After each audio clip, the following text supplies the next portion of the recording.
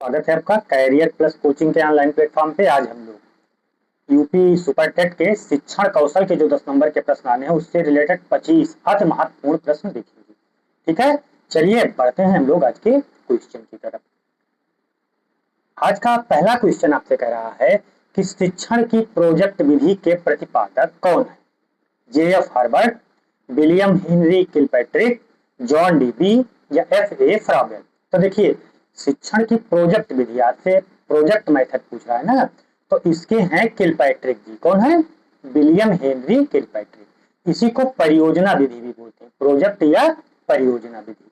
तो इसके प्रतिपादक कौन हो जाएंगे? WH या विलियम हेनरी किलपैट्रिक। ठीक है। अच्छा, इनके गुरु का नाम आपसे पूछा जा सकता है, तो इनके गुरु का नाम क्या था? इनके गुरु का नाम था जॉन डीबी। जॉन डीबी प्रगतिशील शिक्षा के जनक है। किसके जनक है? प्रगतिशील शिक्षा के जनक कौन है? John dB. तो ध्यान रखना है। तो विकल्प आपका कौन सा सही हो रहा है? बी विकल्प, विलियम हेनरी किलपैट्रिक। ठीक है। चलिए, जॉन डीबी ने कौन सा सिद्धांत दिया है? करके सीखना। ठीक, ये जॉन डीबी लिखा है ना, ये करके सीखना पर बल दिए हैं। ठीक, और फ्राबेल की कौन सी विधि है? फ्राबेल की किंडरगार्टन है। ठीक है, ध्यान रखना है। फिर बढ़ रहे हैं हम लोग क्वेश्चन नंबर 2 की तरफ। क्वेश्चन नंबर 2 आपसे कह रहा है कि प्राथमिक स्तर पर मातृभाषा में शिक्षा देना क्यों बेहतर माना जाता है? इससे बच्चे में आत्मविश्वास विकसित होता है, यह अधिगम को सरल बनाता है, यह बौद्धिक विकास में सहायक है, या यह बच्चों को प्राकृतिक वातावरण में सीखने में मदद करता है।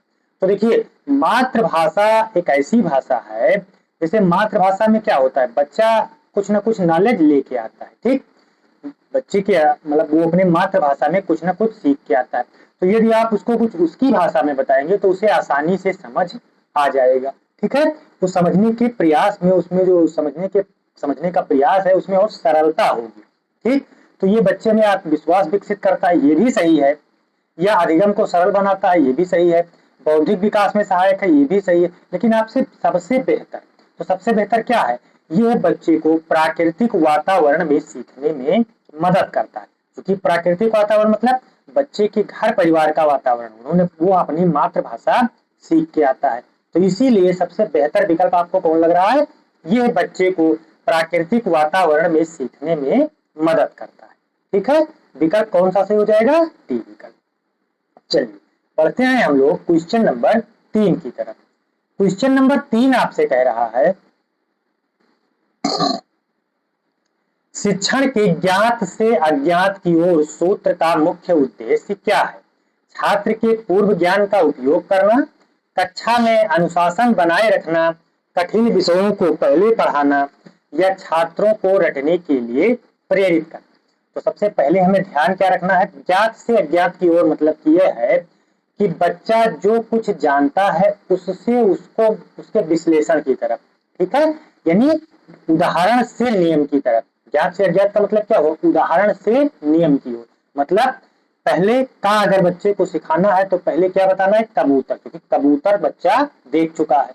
तो कबूतर से का सिखाना, भाई कबूतर उसके लिए परिचित है, का अपरिचित है, तो कबूतर से क्या का सिखाना। ठीक है, जैसे का से कबूतर होता है ना, तो पहले बच्चे को कबूतर बताएंगे, फिर का की ओर जाएंगे। तो इसको क्या बोलेंगे? ज्ञात से अज्ञात की ओर। ठीक है, विकल्प कौन सा सही हो जाएगा आपका? इसमें कौन सा विकल्प सही हो जाएगा? तीसरे में छात्रों के पूर्व ज्ञान का उपयोग करना, यानी छात्रों के जो पूर्व ज्ञान है उसका नए ज्ञान में उपयोग करना। तो विकल्प ये सही हो रहा है, छात्रों के पूर्व ज्ञान का उपयोग करना। इस विधि को कौन सी विधि बोलते हैं? ज्ञात से अज्ञात की ओर। चलिए बढ़ते हैं हम लोग 4 नंबर की तरफ। 4 नंबर आपसे कह रहा है कि माइक्रो टीचिंग यानी सूक्ष्म शिक्षण चक्र की कुल मानक अवधि कितनी होती है? 30 मिनट, 36 मिनट, 40 मिनट या 45 मिनट? तो देखिए, माइक्रो टीचिंग की अवधि 36 मिनट होती है। भारतीय संदर्भ में कितनी होती है?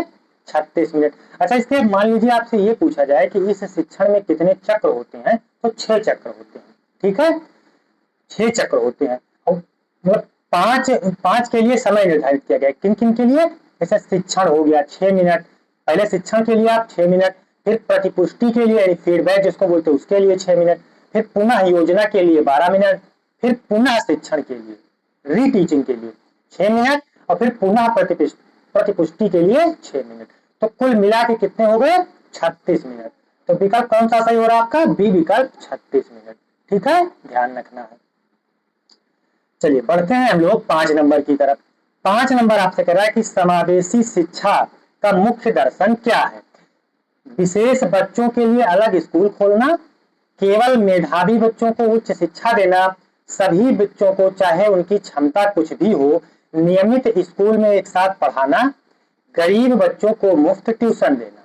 तो समावेशी शिक्षा का तात्पर्य, समावेशी शब्द से अर्थ ही यही निकल रहा है कि समावेशन मतलब ऊंच नीच, काले गोरे, गरीब अमीर, सारे बच्चों का क्लास में समावेशन, उसको क्या बोलेंगे? समावेशी शिक्षा। तो मतलब क्या, कौन सा विकल्प लग रहा है आपको? सभी बच्चों को चाहे उनकी क्षमता कुछ भी हो नियमित स्कूल में एक साथ पढ़ाना, यानी विकल्प आपका कौन सा सही होगा? सी विकल्प। ठीक है, सभी बच्चों को चाहे उनकी क्षमता कुछ भी हो नियमित स्कूल में एक साथ पढ़ाना। ठीक, चलिए बढ़ते हैं हम लोग क्वेश्चन नंबर 6 की तरफ। 6 आपसे कह रहा है कि बुनियादी शिक्षा यानी बेसिक एजुकेशन की बात कर रहा है ना, या वर्धा योजना। देखिए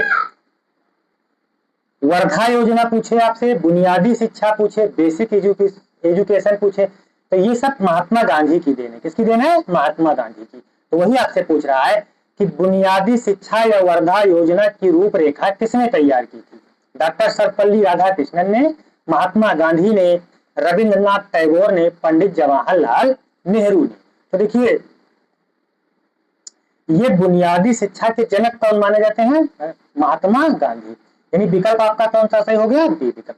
अच्छा, आपसे ये भी पूछा जा सकता है कि वर्धा सम्मेलन कब हुआ था? भाई वर्धा सम्मेलन में ही इसकी नींव रखी गई थी, इसीलिए तो इसको वर्धा योजना बोलते हैं। तो वर्धा सम्मेलन आपसे पूछा जा सकता है कब हुई थी? तो वर्धा योजना कब हुआ था? वर्धा योजना जो है ना 1937 के आसपास, 1937 में। कब हुआ था ये? 1937 में। ठीक है, वर्धा योजना कब हुआ? 1937। चलिए बढ़ते हैं हम लोग अगले क्वेश्चन नंबर 7 की तरफ। 7 आपसे कह रहा है कि ऑपरेशन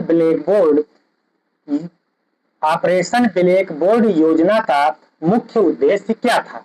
स्कूलों में केवल काले रंग की बोर्ड की आपूर्ति कराना, प्राथमिक विद्यालयों में न्यूनतम आवश्यक भौतिक सुविधाएं प्रदान करना, प्राथमिक शिक्षा का डिजिटलीकरण करना, या शिक्षकों को कंप्यूटर प्रशिक्षण देना।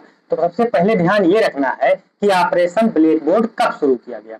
तो ऑपरेशन ब्लैक बोर्ड कब शुरू किया गया? 1986 में। कब शुरू किया गया है?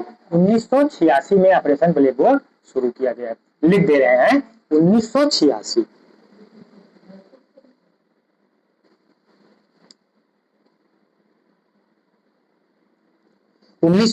में इसकी शुरुआत की गई। ठीक, 1986 में, एक मिनट, 1986 में राष्ट्रीय शिक्षा नीति आई थी, लेकिन ऑपरेशन ब्लैक बोर्ड की शुरुआत कब की गई?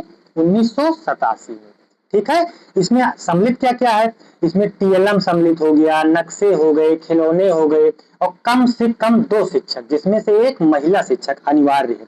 मतलब ये ऑपरेशन ब्लैक बोर्ड में स्पष्ट किया गया था कि एक विद्यालय में यदि छात्र संख्या 30 से कम भी है तो वहां पर कम से कम 2 शिक्षक, जिसमें से एक महिला शिक्षक इसमें होना अनिवार्य है। तो विकल्प आपका कौन सा सही हो रहा है इसमें? बी विकल्प, यानी न्यूनतम भौतिक सुविधाओं को उपलब्ध कराना। ऑपरेशन ब्लैक बोर्ड के तहत क्या किया गया था कि प्रत्येक विद्यालय में न्यूनतम भौतिक सुविधाएं उपलब्ध कराई जाए, यही इसका उद्देश्य था।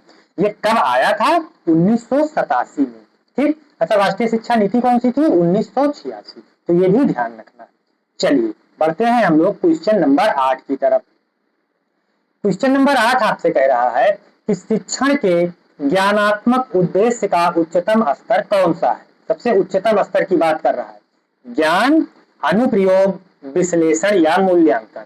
तो सबसे उच्चतम स्तर लास्ट में क्या होगा? मूल्यांकन होगा। ठीक, ये ब्लूम की टैक्सोनॉमी से है ना शिक्षण के ज्ञानात्मक उद्देश्य ना। बेंजामिन ब्लूम के संज्ञानात्मक वर्गीकरण के 6 स्तर उन्होंने बताए हैं, ये उन्हीं का स्तर है ब्लूम का। ठीक है, कितने स्तर उन्होंने बताए? 6 स्तर। 6 स्तर कौन कौन से? 4 तो इसमें आपके लिखा है, ज्ञान, अनुप्रयोग, विश्लेषण, मूल्यांकन, लेकिन 6 स्तर बताए, ज्ञान, अवबोध, बीच में अवबोध आएगा, फिर अनुप्रयोग, विश्लेषण, संश्लेषण और तब मूल्यांकन। ठीक, यानी ज्ञान, अवबोध, ज्ञान, अवबोध, अनुप्रयोग, विश्लेषण, संश्लेषण और मूल्यांकन। तो उच्चतम स्तर आपको कौन सा मिला? मूल्यांकन, यानी इवोल्यूशन जिसको बोलेंगे। विकल्प आपका डी सही हो जाएगा। ठीक है, चलिए बढ़ते हैं हम लोग क्वेश्चन नंबर 9 की तरफ। 9 आपसे कह रहा है निदानात्मक परीक्षण का मुख्य कार्य क्या है? छात्रों को ग्रेड या अंक देना, छात्रों की अधिगम संबंधी कठिनाइयों और कमजोरियों का पता लगाना, वार्षिक परीक्षा के लिए प्रश्न पत्र तैयार करना, यह जांचना कि छात्र ने कितना याद किया। तो निदानात्मक मतलब क्या हुआ? निदानात्मक बोले, उपचारात्मक बोले, दोनों लगभग सेम ही है। तो निदानात्मक मतलब छात्रों की अधिगम संबंधी कठिनाइयों और कमजोरियों का पता लगाना। जैसे देखिए, आप डॉक्टर के यहाँ जाते हैं तो डॉक्टर आपकी बीमारियों का पता लगाएगा सबसे पहले, तब तो इलाज शुरू होगा। तो ऐसे करना क्या है टीचर को? उसकी अधिगम संबंधी कठिनाइयां या कमजोरियों का सबसे पहले पता लगाना। उसके बाद जब ये इसको निदानात्मक बोलेंगे ना इसका, फिर उसके बाद उपचारात्मक शिक्षा यानी उसका उपचार दिया जाएगा। तो विकल्प आपका कौन सा से हो रहा है? बी विकल्प, यानी छात्रों की अधिगम संबंधी कठिनाइयों या कमजोरियों का पता लगाना। ठीक है, ध्यान रखना है। चलिए बढ़ते हैं हम लोग क्वेश्चन नंबर 10 की तरफ। क्वेश्चन नंबर 10 आपसे कह रहा है शिक्षण एक त्रिध्रुवीय प्रक्रिया है, यह कथन किसका है? जॉन एडम्स का है, जॉन डीबी का है, एडवर्ड थॉर्नडाइक का है या बीएस ब्लूम का है? तो शिक्षण को त्रिध्रुवीय प्रक्रिया किसने माना है? शिक्षण को त्रिध्रुवीय प्रक्रिया जॉन डीबी ने माना है। किसने माना है? जॉन डीबी ने। अच्छा, जो जॉन एडम्स दिए हैं उन्होंने 2 ध्रुव बताए थे। कितने बताए थे? 2 ध्रुवीय प्रक्रिया बताई थी। ठीक, लेकिन जॉन डीबी ने कितना बताया? 3। 2 ध्रुव में क्या था? शिक्षार्थी और बालक थे। लेकिन इसमें जो है ना, जॉन डीबी में इन्होंने शिक्षक, शिक्षार्थी और पाठ्यक्रम तीनों को बताया है। पाठ्यक्रम से आप यहाँ वातावरण समझेंगे। ठीक है, पाठ्यक्रम मतलब आप यहाँ वातावरण समझेंगे। तो त्रिध्रुवीय प्रक्रिया किसने बताई है? John dB. विकल्प डी सही हो जाएगा। यही मान लीजिए आपसे द्विध्रुवीय पूछता तो जॉन एडम्स। ठीक, उन्होंने किसको बताया? केवल शिक्षक और शिक्षार्थी को, पाठ्यक्रम को सम्मिलित नहीं किया था। लेकिन जॉन डीबी ने तीनों को सम्मिलित किया है, शिक्षक, शिक्षार्थी और पाठ्यक्रम। चलिए बढ़ते हैं हम लोग क्वेश्चन नंबर 11 की तरफ। 11 आपसे कह रहा है कि राष्ट्रीय पाठचर्या रूपरेखा यानी एनसीएफ 2005 के अनुसार शिक्षक की भूमिका क्या है?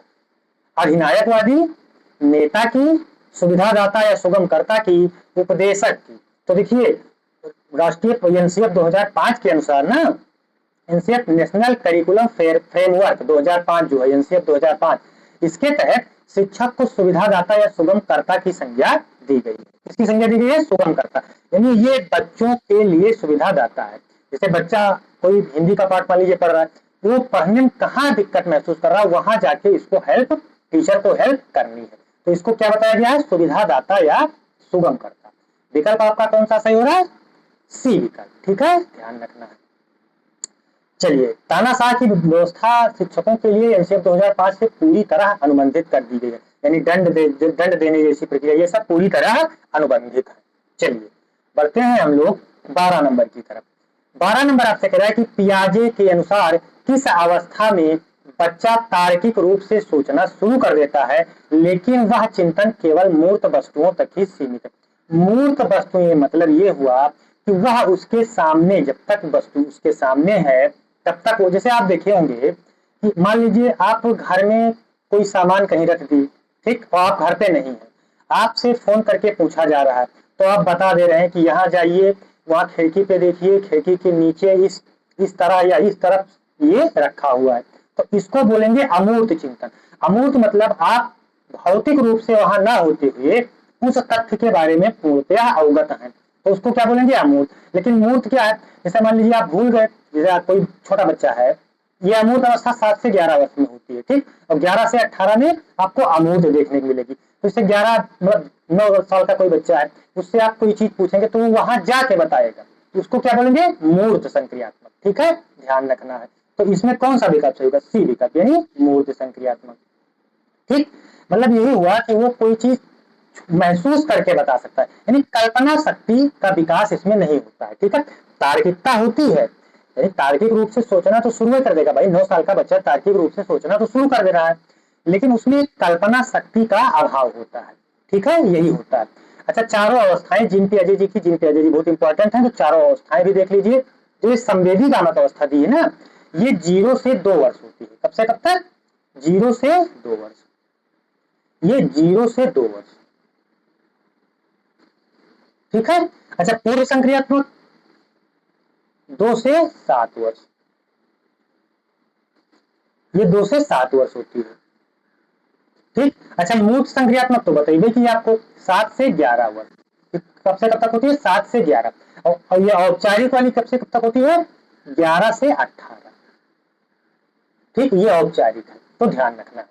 चलिए बढ़ते हैं हम लोग क्वेश्चन नंबर 13 की तरफ।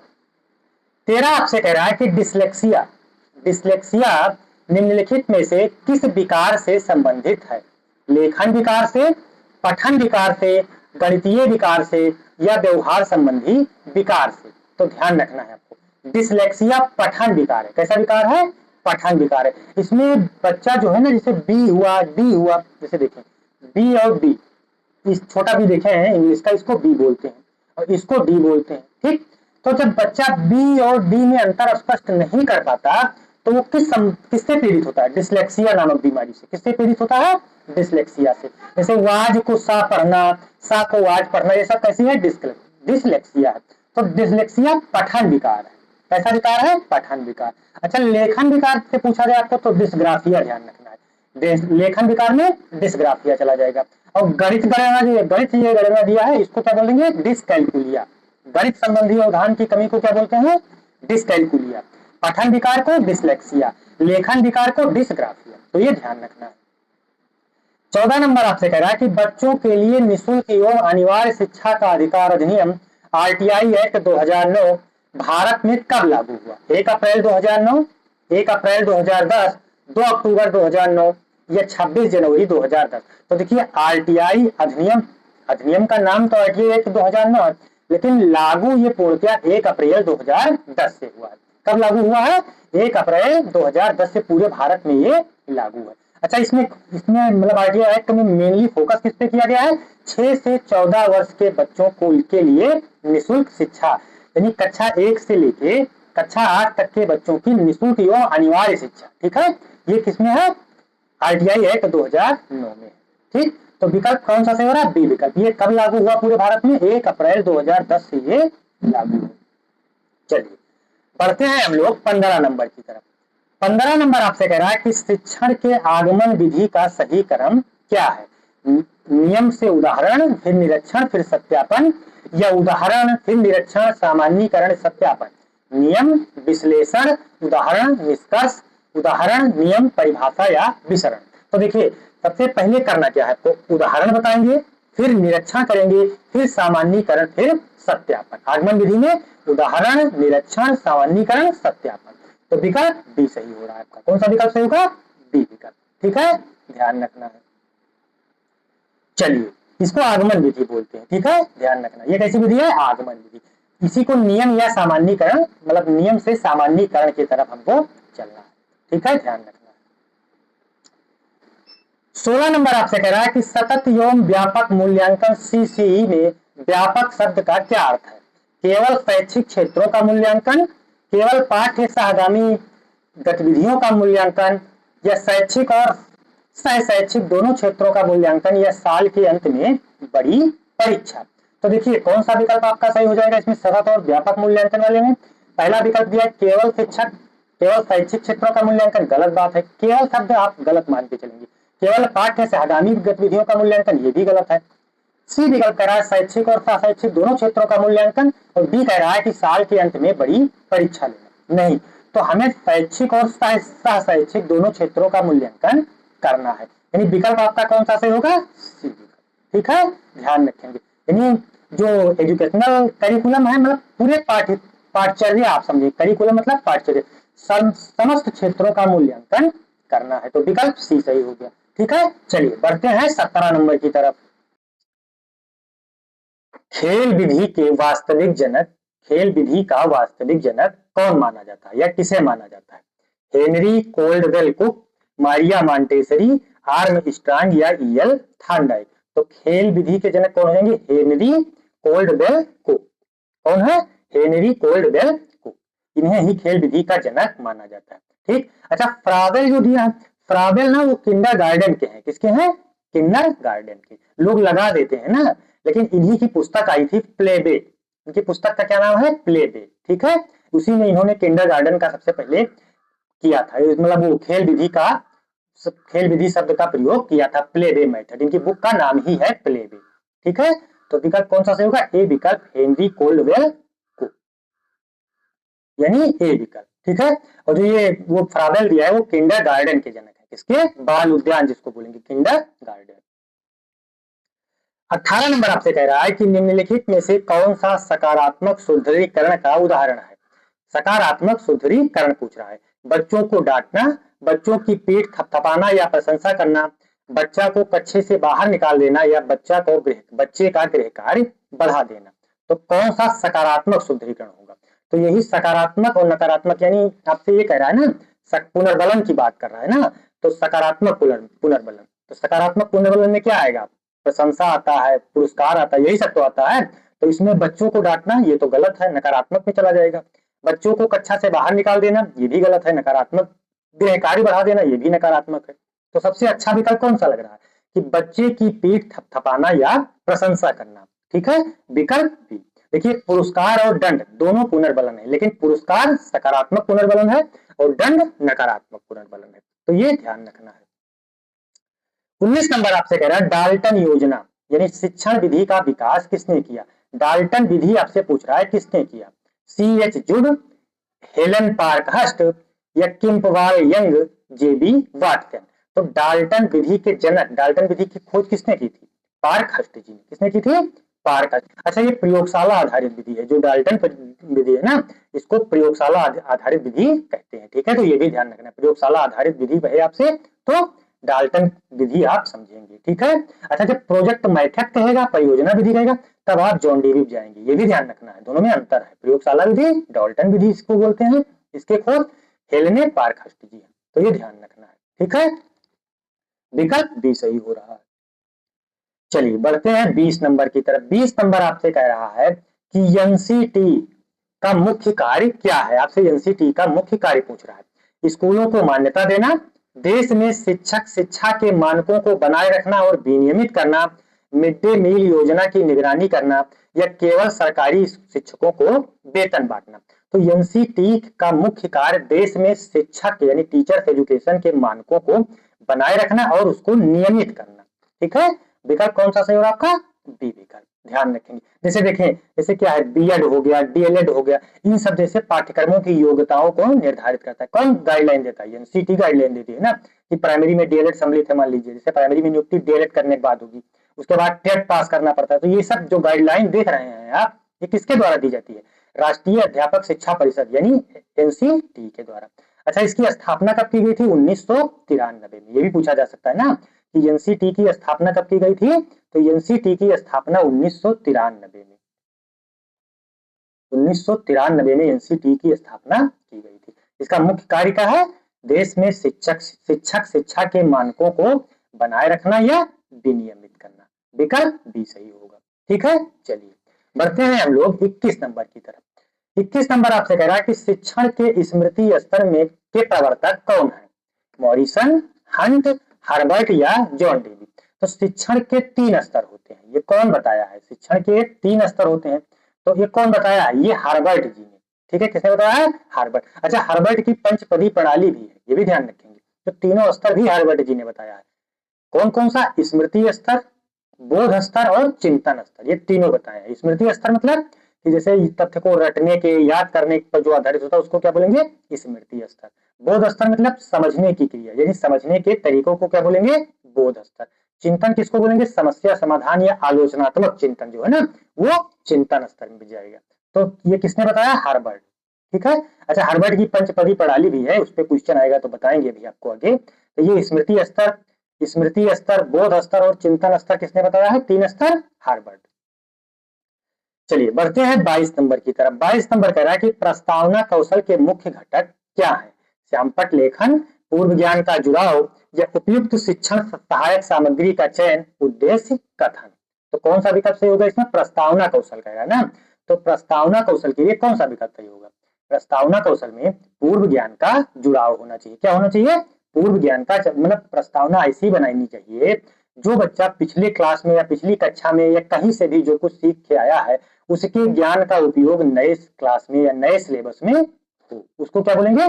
प्रस्तावना कौशल में एक अच्छा घटक उसको माना जाएगा, यानी पूर्व ज्ञान का जुड़ाव उसमें होना चाहिए। तो विकल्प आपका कौन सा से होगा? डी विकल्प।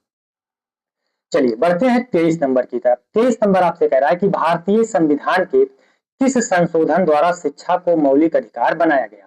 42वां संविधान संशोधन, 44वां संविधान संशोधन, 73वां संविधान संशोधन या 66वां संविधान संशोधन? क्योंकि चारों आ गए हैं तो बता दिया जाए आपको। 42वां संविधान संशोधन के द्वारा भारत की प्रस्तावना में 3 शब्द जोड़े गए: धर्मनिरपेक्ष, लोकतांत्रिक एवं संप्रभुता। ठीक। 44वां संविधान संशोधन द्वारा संपत्ति के अधिकार को एक कानूनी यानी विधिक अधिकार बना दिया गया, मूल अधिकार की श्रेणी से इसको हटा दिया गया। 73वां संविधान संशोधन पंचायती राज से संबंधित है। लेकिन जो 66वां संविधान संशोधन दिया है ना, ये 2002 में हुआ है।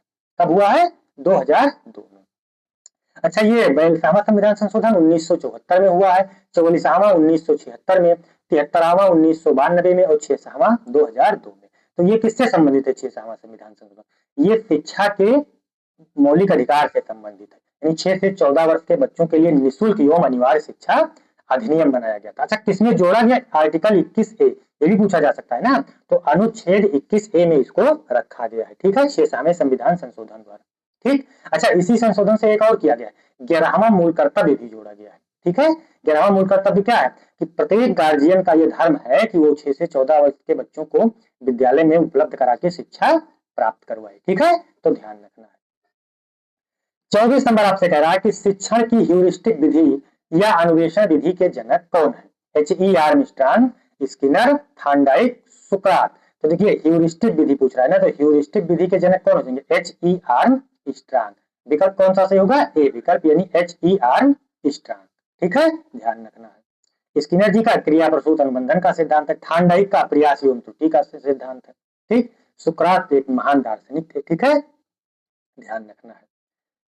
चलिए बढ़ते हैं 25 नंबर की तरफ।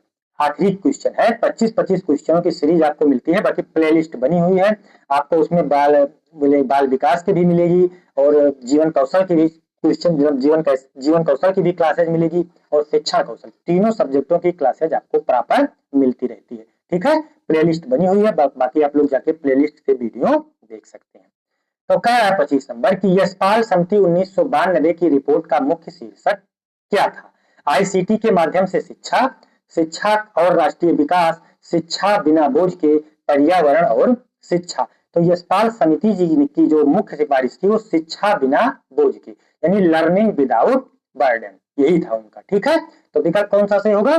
सी विकल्प, यानी शिक्षा बिना बोझ के। फिलहाल इसमें किया गया है, जो नई शिक्षा नीति आई है ना, NEP 2020 में, इसमें बताया गया है कि बच्चे मतलब 2 दिन कम से कम बिना बस्ते के स्कूल आएंगे, ये बताया गया है, तो ध्यान रखना है। अच्छा, यशपाल समिति कब गठित की गई थी? यशपाल समिति ने अपनी गठित 1992 में की गई थी और अपनी रिपोर्ट 1993 में इसने अपनी रिपोर्ट सौंपी थी। ठीक है, यशपाल समिति कब गठित की गई? 1992। रिपोर्ट कब समिति इन्होंने मतलब सौंपी? 1993 में। तो 25 क्वेश्चन थे, बाकी कमेंट में आप लोग बताएंगे क्लासेज कैसी लग रही है। और आप लोग चैनल को सब्सक्राइब और वीडियो को लाइक अवश्य कर दिया करें, जिससे ज्यादा से ज्यादा लोगों तक कंटेंट पहुंच सके। ठीक है, धन्यवाद। फिर हम लोग मिलेंगे नेक्स्ट सेशन में।